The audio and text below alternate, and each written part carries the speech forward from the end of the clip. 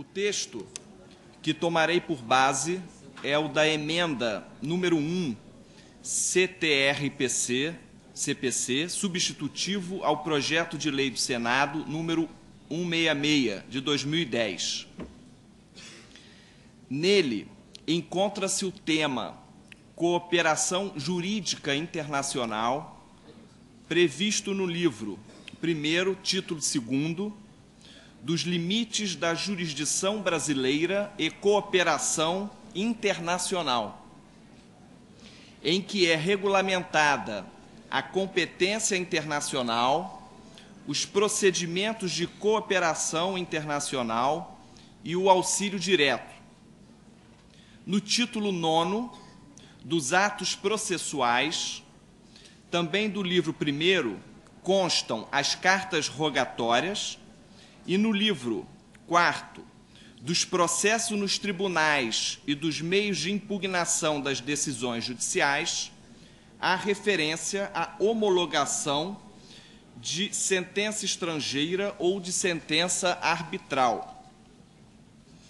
As regras atualmente em vigor a respeito da cooperação jurídica internacional em matéria civil podem ser localizadas em alguns artigos da Constituição Federal, da Lei de Introdução às Normas do Direito Brasileiro, do atual Código de Processo Civil e, finalmente, do Regimento Interno do Supremo Tribunal Federal, que continua, ao menos formalmente, regulamentando os procedimentos da carta rogatória e da homologação de sentença estrangeira.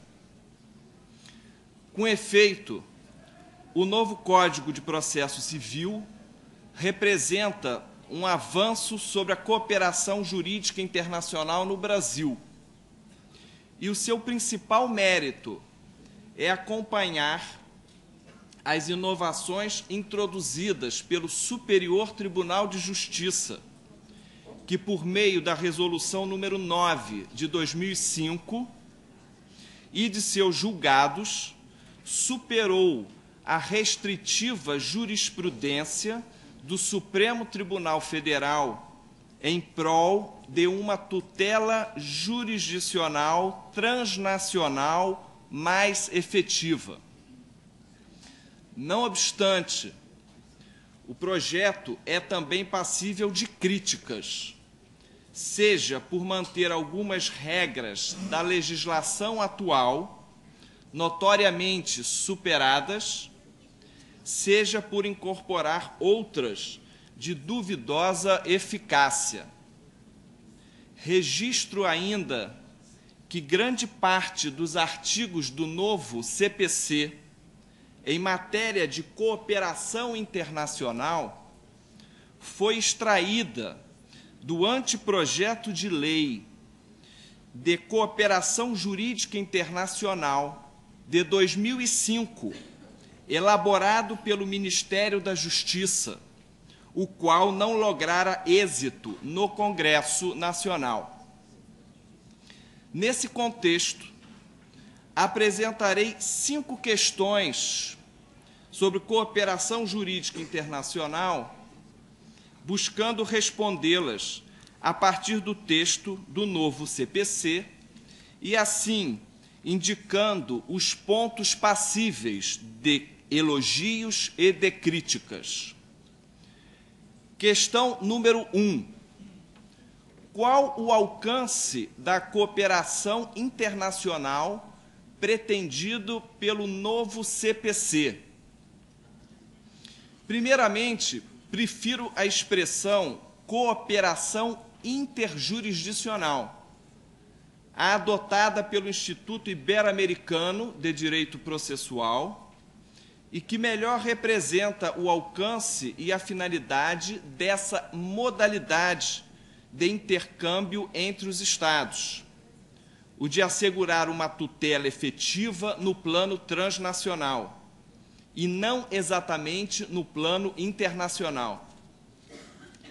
No entanto, reconheço que a expressão cooperação jurídica internacional acabou se consolidando entre nós e é bem compreendida nos demais sistemas jurídicos.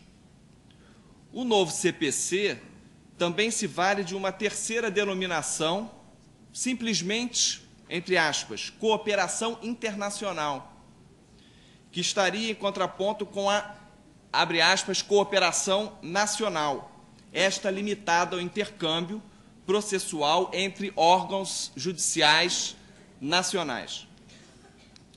Agiu bem o novo CPC em indicar que a cooperação internacional poderá ser executada por procedimentos administrativos ou judiciais. Isto porque, realmente, o intercâmbio que objetiva uma prestação jurisdicional transnacional não é apenas entre órgãos do Poder Judiciário, mas também pode incluir os da administração pública ou mesmo entes particulares. Portanto, de acordo com o conteúdo da cooperação, depender ou não da realização de um ato judicial, o procedimento dessa cooperação internacional será, respectivamente, judicial ou administrativo.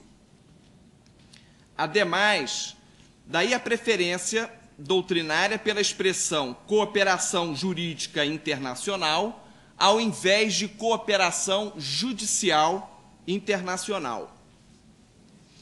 Igualmente, procede considerar como espécies de cooperação internacional o reconhecimento e a execução de decisão judicial estrangeira.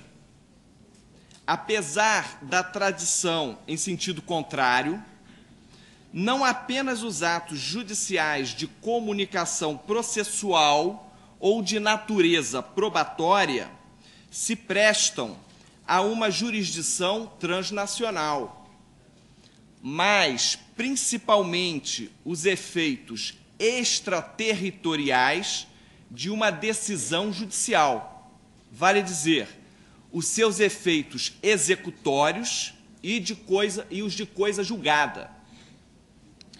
Contudo, o que desperta curiosidade no novo CPC é a previsão de que a cooperação jurídica internacional alcança organismos internacionais. É o que consta do artigo 26. Mas em que nível se daria essa cooperação junto a organismos internacionais? Em toda a sua plenitude? Significaria, assim, que as decisões judiciais proferidas por tribunais internacionais também estariam sujeitas às regras do novo CPC? Eficácia interna da decisão da Corte Interamericana de Direitos Humanos dependeria das regras introduzidas pelo novo CPC? O melhor seria que esse assunto fosse regulamentado através de um diploma autônomo, não se confundindo o direito processual internacional vinculado ao direito internacional privado do direito processual internacional vinculado ao direito internacional público. E quanto às demais modalidades de cooperação na área do direito público, continuariam sujeitas à legislação em vigor ou seriam alcançadas pelo novo CPC? Ficou a impressão de que a intenção era realmente incluir no projeto de lei a cooperação em matéria de direito público, como, por exemplo, consta do artigo 914, parágrafo único, parágrafo 4º, que prevê a homologação de sentenças sobre execução fiscal. Porém, não há maior consistência nessa ideia, pois a cooperação internacional sobre direito público, ou mesmo direito penal, reclama princípios e regras gerais próprias que se distanciam da cooperação civil. Questão número 2. É a reciprocidade de tratamento condição à cooperação jurídica internacional? O novo CPC invoca a reciprocidade de tratamento por 3 vezes. No artigo 25, prescreve que a cooperação jurídica internacional será regida por tratado ou, na ausência deste, será realizada com base em reciprocidade. No artigo 34, menciona que o auxílio direto, modalidade de cooperação, será fundado em tratado ou compromisso de reciprocidade. Finalmente, no artigo 914, parágrafo 4º, a respeito da homologação de sentenças de execução fiscal, também se refere a tratado ou promessa de reciprocidade. Também está claro que houve a intenção de impor a reciprocidade de tratamento ao reconhecimento e à execução de decisões estrangeiras, uma vez que estas são modalidades de cooperação jurídica internacional. Entretanto, esse preceito está na contramão dos sistemas mais avançados em cooperação jurídica internacional. A propósito, fala-se atualmente justamente o contrário, no princípio da não dependência da reciprocidade de tratamento, a exemplo do que consta do Código Modelo de Cooperação Interjurisdicional para Ibero-América. O objetivo é assegurar, em um contexto transnacional, o exercício de direitos pertencentes a pessoas privadas, de modo a não sacrificá-las por culpa do Estado, que se omite em não oferecer reciprocidade, evitando limitar indevidamente o acesso à tutela judicial transnacional. Portanto, da omissão em não firmar tratados ou oferecer reciprocidade, deve resultar a restrição de interesses tão somente do próprio Estado inerte. Com isso, seria justificável impor a reciprocidade de tratamento como condição da cooperação jurídica internacional apenas em matéria de direito público, justamente o que não é ou não deveria ser alcançado pelo novo CPC. Questão número 3.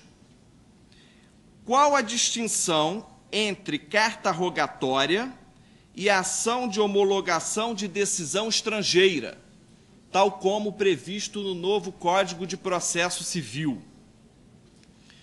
O artigo 238, inciso 3º e 4º, dispõe que a carta rogatória pode ter por objeto, além de outros meios de intercâmbio, as medidas de urgência e a execução de decisões estrangeiras. O artigo 915, por sua vez, diz que são passíveis de ação de homologação de decisões estrangeiras as concessivas de medidas de urgência, interlocutórias e finais.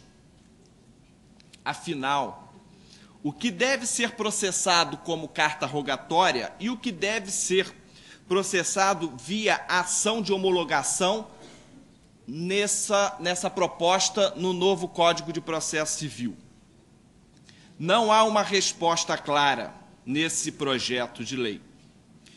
E, diante dessa omissão, a única diferença que poderia ser imaginada seria quanto à iniciativa para esses procedimentos.